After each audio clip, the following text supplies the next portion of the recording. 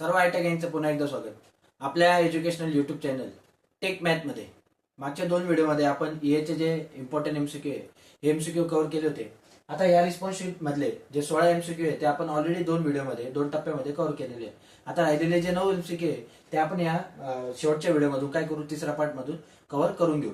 हे बघा, आपण काय करतोय, जेवढे पण महत्वाचे रिस्पॉन्स शीट पण भरपूर आहे आपल्याकडे, पण त्यातल्या त्यात जे महत्वाचे आहे, म्हणजे ज्याच्यात मला मस्त मस्त प्रश्न वाटताय, महत्वाचे प्रश्न वाटताय, अशाच रिस्पॉन्स शीट आपण काय करतोय, कव्हर करतोय. आता या महिन्यात आपण काय करूया, याचा जो एक महत्वाचा संच आहे, एक साधारण 200 एमसीक्यूचा, तो मी ऑलरेडी रेडी करायची प्रोसेस चालू आहे त्याची. तो रेडी झाला का तुम्ही फक्त याचा तेवढा एक व्हिडिओ बघा आणि शेवटपर्यंत मग तुम्हाला कोणता व्हिडिओ बघायची गरज नाही. तर ठीक आहे, व्हिडिओला सुरुवात करूया. काय म्हटलं त्यांनी बघा आता, conditions or practices conductive to maintaining health and preventing disease especially through a cleanliness is called. म्हणजे काय, आता बघा, आरोग्य राखण्यासाठी किंवा रोगांना प्रतिबंध करण्यासाठी अनुकूल परिस्थिती किंवा पद्धती, विशेषतः स्वच्छतेच्या माध्यमातून टिमटिमा म्हणतात. म्हणजे काय, आता बघा, या गोष्टीचा सर्वात जास्त अनुभव तुम्ही कोविडच्या वेळेस घेतला असेल, बरोबर आहे. कोविड जेव्हा आला होता, कोरोना, तेव्हा काय करायचो आपण, सारखे जे हात आहे, हात वगैरे धुवायचो, बरोबर आहे ना. किंवा हात जर धुतले नाही समजा, तर आपण त्याला काय करायचो, जे सॅनिटायझर वगैरे, ते सॅनिटायझर अल्कोहोल बेस्ड सॅनिटायझर आहे, हे सॅनिटायझर सारखं आपण काय करायचो, हाताला मारायचो आणि हात स्वच्छ करायचो. किंवा अंगावर पण थोड्याफार प्रमाणात काय करायचो, स्प्रे करून घ्यायचो. कशासाठी, आपल्यासोबत जे काय आलेले किटाणू वगैरे असतील किंवा जो कोविडचे जे बारीक विषाणू वगैरे असतील जे आपल्यासोबत आलेले हे नाहीसे झाले पाहिजे आणि आपल्यापासून दुसऱ्याला त्रास नाही झाला पाहिजे, म्हणून आपण काय करायचो, ते जे सॅनिटायझर आहे सॅनिटायझर वापरायचो. आता तो कोविडचा काळ होता, पण आपण जे रोजचं आपलं जीवन आहे, या रोजच्या जीवनामध्ये आपण कमीत कमी आजारी पडावा आणि जास्तीत जास्त आपण निरोगी राहावा, यासाठी आपण काय करायचं, जास्तीत जास्त जे हायजीन आहे हे हायजीन मेंटेन करायचा प्रयत्न करायचा. हायजीन म्हणजे काय, स्वच्छ कपडे घालणे, स्वच्छ हात धुणे, सॅनिटायझर वापरणे, जेवणाच्या आधी हात स्वच्छ धुणे, जेवण झाल्यानंतर पुन्हा स्वच्छ हात धुणे, किंवा अशा ज्या बारीक बारीक सवयी आहे त्याला आपण काय म्हणतो. आणि त्याच्यामुळे ते राखल्यामुळे काय होतं, आपले जे रोगप्रतिबंध शक्ती आहे ही रोगप्रतिबंध शक्ती वाढती आणि जे पण आपल्या समजा जे सारखं सारखं आजारी पडण्याचं जे प्रमाण आहे हे पण त्याच्यातून काय होत असतं, कमी होत असतं. कारण आपण ते जे किटाणू आहे जे आपल्या पोटात जाणार आहे, ज्याच्यामुळे आपण काय पडणार आहे, आजारी पडणार आहे कदाचित, तर त्या किटाणूंना आपण काय करतो, नाहीसं करतो किंवा मारून टाकतो. मग आपण ह्या पूर्ण जी लाईफस्टाईल आपण जगतो याला आपण काय म्हणत असतो, तर हायजीन म्हणत असतो. काय म्हणत असतो, हायजीन. हायजीन म्हणजे काय, स्वच्छता. बाकीचे काय ऑप्शन आहे ते पाहूया आपण. लाईफस्टाईल म्हणतो का, नाही, रोज जे जगतो त्याला आपण लाईफस्टाईल म्हणतो. त्यानंतर गुड हेल्थ. गुड हेल्थ कधी राहणार आहे, जेव्हा आपण हायजीन मेंटेन करू तेव्हा आपली जी हेल्थ आहे ही गुड राहणार आहे, चांगली राहणार आहे. त्यानंतर प्रिव्हेन्शन, प्रतिबंध, हे एक वेळेस बरोबर येऊ शकतं, पण त्यांनी आपल्याला काय विचारलंय, रोगांना प्रतिबंध आणि स्वतःला निरोगी ठेवण्यासाठी आपण काय करतो, तर आपण काय केलं पाहिजे, हायजीन मेंटेन केलं पाहिजे. प्रतिबंध लावणं बरोबर आहे, पण प्रतिबंध आपण कधी लावणार आहे, जेव्हा आपण काय मेंटेन करणार आहे, हायजीन मेंटेन करणार आहे. मग याचा राईट आन्सर काय येणार आहे, हायजीन. जाऊया पुढच्या प्रश्न. काय म्हटलंय आता बघा, complete the sentence with suitable describing word. It is a टिंब dash dash neighbourhood word one needed not fear. आता इंग्लिशचा प्रश्न आहे, म्हणून दोघी वेळा त्यांनी कशात दिलेला आहे, इंग्लिश भाषेतच दिलेला आहे. याचा मराठी अर्थ काय होतो बघा. काय म्हटलं त्यांनी, complete the it is a dash dash neighbourhood one not fear. म्हणजे काय, आमच्या शेजारचे खूप चांगले आहे, टिंब आहे, त्यामुळे काय, कसे आहे ते आपण नंतर बघू. तर टिंब आहे त्यांच्यामुळे काय होतं, आपल्याला घाबरायचं कारण नाही आपण म्हणतो. मग चौघांपैकी कोणता ऑप्शन त्याच्यात बसेल, काय म्हणता येईल, आमचे जे बाजूच्या घरचे हे कसे खूप चांगले किंवा ते खूप सेफ आहे आणि त्याच्यामुळे आम्हाला काय वाटतं, त्यांच्यामुळे खूप सेफ वाटतं, आम्हाला भीती वाटत नाही. किंवा ते कसे खूप चांगले, जे आपल्या तोंडी वाक्यात बसेल ते आपल्याला तिथं बसवायचं आहे. पण इथं ते कशाबद्दल बोलताय, सेफ राहण्याबद्दल बोलताय, फिअर बद्दल बोलताय, नॉट फिअर. म्हणजे आपल्याला भीती वाटत नाही. आपल्याला भीती वाटत नाही म्हणजे ते कसे, आजूबाजूचे कसे, सेफ आहे. सेफ म्हणजे कसे, एकदम चांगले आहे, व्यवस्थित आहे, त्याच्यापासून आपल्याला किंवा बाजूच्यांना किंवा इतरांना पण काही धोका नाही.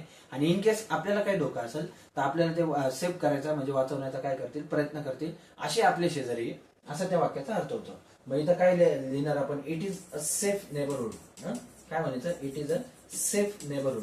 गुड कधी आलं असतं, जेव्हा मी पुढे त्यांचं काय कौतुक केलं असतं तर पुढे काय आलं असतं, तिथं कोणता शब्द आला असता, गुड आला असता.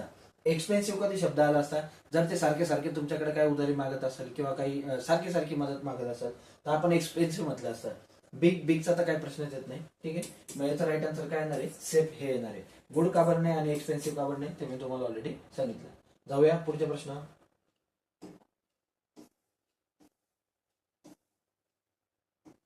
हा बघा, हा प्रश्न बऱ्याच प्रश्नपत्रिकेमध्ये त्यांनी विचारलेला आहे. तुम्हाला पहिलेच बोललो, जे चेंज द व्हॉइस आहे आपलं, चेंज द व्हॉइसचे किती प्रकार आहे, 2 प्रकार आहे. एक आहे ऍक्टिव्ह व्हॉइस आणि एक कोणता आहे पॅसिव्ह व्हॉइस. आता इथं त्यांनी कोणतं वापरायला लावलंय, पॅसिव्ह व्हॉइस मधला जो काय म्हटलं त्यांनी, चेंज द वर्ब टूक इन द पॅसिव्ह व्हॉइस. म्हणजे जे टूक आहे या टूक शब्दाला आपल्याला काय करायचंय, कन्वर्ट करायचंय कशामध्ये, पॅसिव्ह व्हॉइस मध्ये. मी तुम्हाला पहिलेच सांगितलं पॅसिव्ह व्हॉइस मध्ये आपण त्याचं कोणतं फॉर्म युज करत असतो, तर थर्ड फॉर्म युज करत असतो. थर्ड फॉर्म म्हणजे काय, टूक, टेक, टूक, टेकन. बरोबर आहे. हे असे 3 शब्द जसं इट, इट, एट, इटन. बरोबर आहे. Write, wrote, written. आपण याचं जे तिसरं रूप आहे, हे तिसरं रूप आपण नेहमी कशामध्ये वापरत असतो, पॅसिव्ह व्हॉइस मध्ये वापरत असतो. मग इथं आपल्याला त्यांनी तेच विचारलंय की टूक जर आपल्याला वापरायचं असेल भविष्य काळात किंवा भूतकाळात, ते त्यांनी क्लिअर नाही केलेलं आहे. म्हणून इथं त्यांनी दोघं ऑप्शन लिहिलेले. तर आपण ते कसं युज करणार. मग एवढं तर समजलं, टूकचं तिसरं फॉर्म काय, टेकन. ठीक आहे, काय आहे, टेकन. आता जर ते भविष्य काळात असलं तर आपण त्याला काय शब्द वापरणार, वॉज. आणि ते जर भूतकाळात असलं तर आपण त्याला काय शब्द वापरणार, वॉज. आणि ते जर भविष्य काळात असेल तर आपण त्याला कोणता शब्द वापरणार, वेअर.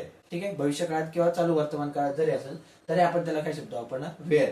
आणि भूतकाळात असेल तर आपण काय वापरणार, वॉज. मग याचा राईट आन्सर काय येईल, वॉज टेकन किंवा were taken. Are taken, were taken हे नाही येणार, इज टेकन हे पण नाही येणार, आय एम टेकन याचा त्याचा काहीच संबंध नाही. मग याचा राईट आन्सर काय येणार आहे, वॉज टेकन किंवा वेअर टेकन. कशामध्ये, पॅसिव्ह व्हॉइस मध्ये. जाऊया पुढच्या प्रश्न. काय म्हटलं आता बघा, working hard to achieve your goal and not giving up when you face failure is called. हा खूप महत्वाचं आहे बघा. आता जेव्हा कधी आपण आपले ध्येय पूर्ण करत असाल आयुष्यात, समजा सध्या तुमचं ध्येय काय की मला आयटा पास व्हायचंय, मला 70-80% पाडायचे आणि एकदम 80 पेक्षा पण जास्त टक्के पाडायचे, या विषयात पैकीच्या पैकी मार्क पाडायचे वगैरे वगैरे. हे काही जर तुम्ही ध्येय ठेवलं, समजा इन केस फर्स्ट इयरला तुम्हाला तेवढे पडले नसेल मार्क, मग तुम्ही काय झाले, इन केस तुमचं जे ध्येय आहे हे ध्येय तुमचं थोडक्यात फेल झालंय, पण तुम्ही काय केलं, फेल म्हणजे घाबरून न जाता किंवा माघार न घेता तुम्ही परत सेकंड इयरला काय केलं, पहिल्यापासून व्यवस्थित अभ्यास केला आणि ती जी एक्झाम आहे ही एक्झाम तुम्ही काय केली, व्यवस्थित फेस केली. तर हा जो ऍटिट्यूड आहे या ऍटिट्यूडला आपण काय म्हणतो, असं त्यांनी आपल्याला विचारलंय. सेल्फ अवेअरनेस हे पण बरोबर आहे, पण सेल्फ अवेअरनेस म्हणजे काय की मला समजतं मला काय करायचं आहे, म्हणजे मी स्वतःला ओळखून आहे, त्याला आपण काय म्हणतो, सेल्फ अवेअरनेस. तुम्हाला माहिती किंवा मला माहिती की माझ्याकडून डिप्लोमा होणार नाही, डिग्री होणार नाही, म्हणून तुम्ही काय केलं, आयटीत ऍडमिशन घेतलं. थोडक्यात तुम्ही सेल्फ अवेअर आहे, म्हणजे तुमचा स्वतःवरती अभ्यास आहे. त्यानंतर सेल्फ बिलीव्ह, आत्मविश्वास. तुम्हाला आत्मविश्वास पण आहे.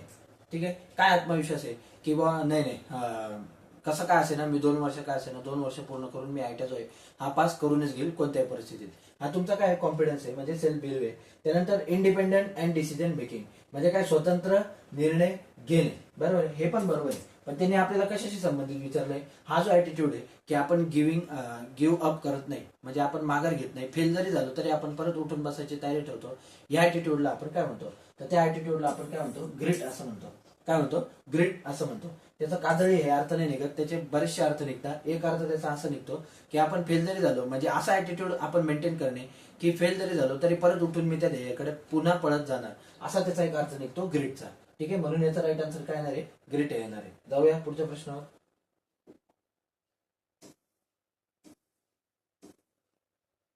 हा काय म्हटलंय आता बघा याच्यात, complete the sentence with suitable describing word.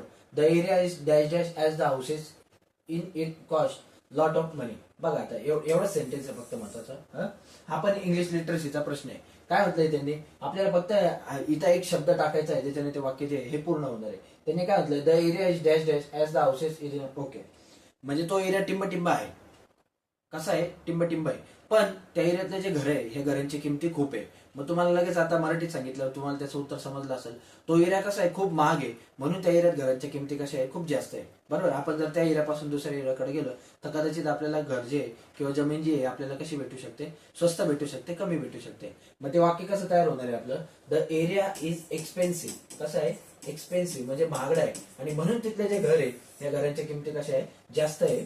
बरोबर आहे, कशा आहे, जास्त आहे. मग तिथं कोणता शब्द आला पाहिजे, एक्सपेन्सिव्ह आला पाहिजे. बरोबर, ते घर ब्युटिफुल आहे का, हा ठीक आहे ब्युटिफुल असू शकतं. बरोबर, पण मग त्याच्यामुळे त्याचा आणि किमतीचा संबंध लागत नाही, मग आपला आन्सर येणार नाही. त्यानंतर गुड, हा हे पण असू शकतं. ते घर कसं आहे, चांगलं आहे बरं का, पण चांगलं घर महागच असतं असं काही नाही. कमी म्हणजे जर तुमचा एरिया साधा सुद्धा एरिया असला, तिथं जरी तुम्ही एखादं चांगलं घर बघितलं तरी त्याची जी किंमत ही ऍव्हरेज असू शकते, हे पण येणार नाही. स्पेसियस हे पण थोडंफार प्रमाणात बरोबर आहे, घर खूप मोठं आहे, पण एरिया कसा आहे शेवटी त्याच्यावर अवलंबून आहे. म्हणून त्यांनी काय म्हटलं, द एरिया इज एक्सपेन्सिव्ह. म्हणजे काय, तो एरिया महागडा आहे म्हणून तिथल्या ज्या घरांची किमती आहे या किमती कशा आहे, जास्त आहे. मग याचा राईट आन्सर काय येईल, एक्सपेन्सिव्ह येईल. जाऊया पुढच्या प्रश्नावर.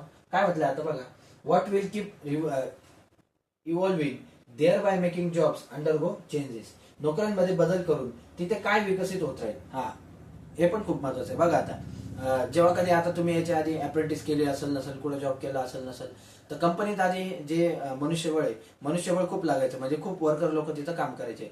पण हळूहळू काय होत गेलं, त्याच्यात टेक्नॉलॉजी येत गेली आणि मशीनची, माणसांची जागा रोबोटने घेतली. आणि आता तुम्ही बघितलं असेल, टायर फिट करायला, टायर मशीन लिफ्ट करायला, गाडी लिफ्ट करायला, जॉब रेडी करायला, बरेचसे जे काम आहे हे माणसापेक्षा कोण करून टाकतं, जे रोबोट आहे, रोबोट असेल किंवा मशीन असेल, हेच अर्ध निम्म काम काय करतं, मशीन कम्प्लीट करून टाकतं.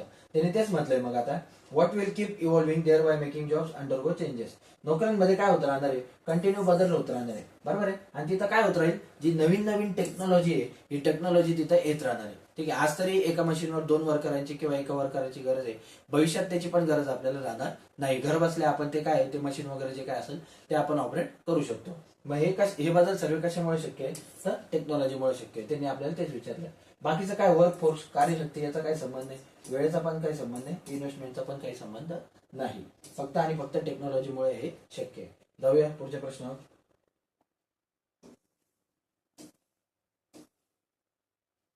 हा, काय म्हटलं आता बघा, the first version of product service is called. उत्पादन सेवेच्या पहिल्या आवृत्तीला टिंबटिंब म्हणतात.